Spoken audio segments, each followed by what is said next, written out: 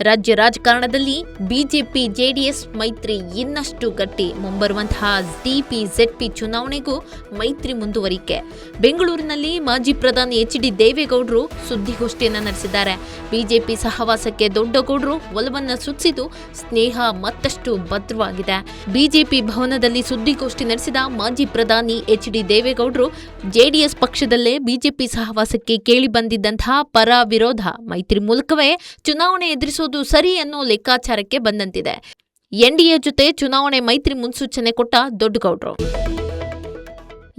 ಇವತ್ತು ಬೆಂಗಳೂರಿನಲ್ಲಿ ಮಾಜಿ ಪ್ರಧಾನಿ ಎಚ್.ಡಿ. ದೇವೇಗೌಡರು ಸುದ್ದಿಗೋಷ್ಠಿಯನ್ನ ನಡೆಸಿದ್ದಾರೆ. ಈ ಸುದ್ದಿಗೋಷ್ಠಿನಲ್ಲಿ ಬಿಜೆಪಿ ಸಹವಾಸಕ್ಕೆ ದೊಡ್ಡಗೌಡರು ಒಲವನ್ನು ಸೂಚಿಸಿದ್ದು ಸ್ನೇಹ ಮತ್ತಷ್ಟು ಭದ್ರವಾಗಿದೆ. ಮೈತ್ರಿ ಮೂಲಕವೇ ಚುನಾವಣೆ ಎದುರಿಸೋದು ಸರಿ ಅನ್ನೋ ಲೆಕ್ಕಾಚಾರಕ್ಕೆ ಬಂದಂತಿದೆ. ಮುಂಬರುವಂತಹ ಟಿಪಿ-ಜೆಡ್ಪಿ ಚುನಾವಣೆಗೂ ಮೈತ್ರಿ ಮುಂದುವರಿಯುವಂತಹ ಭರವಸೆ ನೀಡಿದ್ದಾರೆ. ಒಟ್ಟಾರೆ ರಾಜ್ಯ ರಾಜಕಾರಣದಲ್ಲಿ ಬಿಜೆಪಿ ಮತ್ತೆ ಜೆಡಿಎಸ್ ಮೈತ್ರಿ ಮತ್ತಷ್ಟು ಗಟ್ಟಿಯಾಗೋದು ಕನ್ಫರ್ಮ್ ಆಗಿದೆ. ಎನ್ಡಿಎ ಜೊತೆ ಚುನಾವಣೆ ಮೈತ್ರಿ ಮುನ್ಸೂಚನೆ ಕೊಟ್ಟಿರುವಂತಹ ದೊಡ್ಡಗೌಡರು ನೋಡೋಣ ಮುಂಬರುವಂತಹ ಚುನಾವಣೆಯಲ್ಲಿ ಏನೇನು ನಡೀಬಹುದು ಅಂತ ಒಂದು ಭಾರಿ ಕುತೂಹಲನೇ ಉಂಟಾಗಿದೆ.